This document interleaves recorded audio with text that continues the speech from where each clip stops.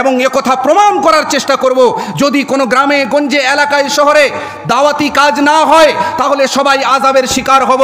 এর প্রথম নম্বর উদাহরণটা শোনেন, বিশ্বনবী মুহাম্মদুর রাসূলুল্লাহ সাল্লাল্লাহু আলাইহি ওয়াসাল্লাম নিজেই দিয়েছেন। কি উদাহরণ?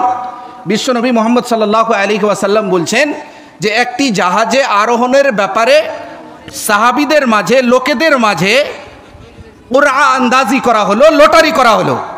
এই লটারি করার পরে এই নৌকা বা এই জাহাজ এমন ছিল যে জাহাজের উপর তলাতেও, অর্থাৎ দুই মানজিলা, দুই তল জাহাজ, প্রথম তলাতেও লোকেরা থাকতে পারবেন আর দ্বিতীয় তলাতেও লোকেরা থাকতে পারবেন। তো এমত অবস্থায় লটারি করার পরে কিছু লোক উপরে চলে গেলেন আর কিছু লোক নিচুতে থাকতে লাগলেন। এরপরে এই জাহাজ চলতে শুরু করলো। হাদিসের উদাহরণ আমি আপনাদের সামনে পেশ করছি। জাহাজ চলতে শুরু করলো, যেতে যেতে যেতে যখন যে সমস্ত লোকেরা প্রথম তলাতে ছিল তাদের পিপাসার দরকার হলো, অর্থাৎ পিপাসা হলো, পানি পান করতে হবে, পানি যদি পান না করি তাহলে আমরা বাঁচবো না।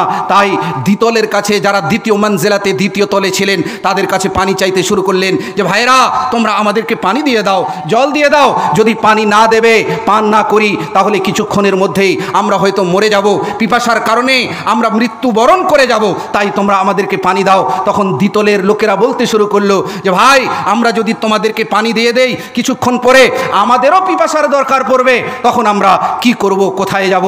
আমরা যদি পানি না পাই তাহলে আমরাও মৃত্যুবরণ করব। সুতরাং তিনারা, অর্থাৎ দ্বিতলে যে সমস্ত লোকেরা রয়েছেন, এই সমস্ত লোকেরা পানি দিতে নিষেধ করে দিল, আমরা পানি দেব না।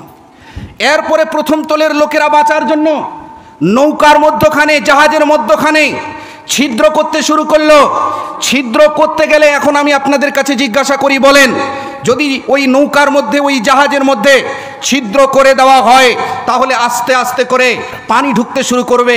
আর যখনই পানি ঢুকবে, এখন প্রশ্ন হচ্ছে যে প্রথম তলের লোকেরাই শুধু মরবে না দ্বিতীয় তলার লোকেরাও মরবে, অর্থাৎ একসাথে সবাই মরবে।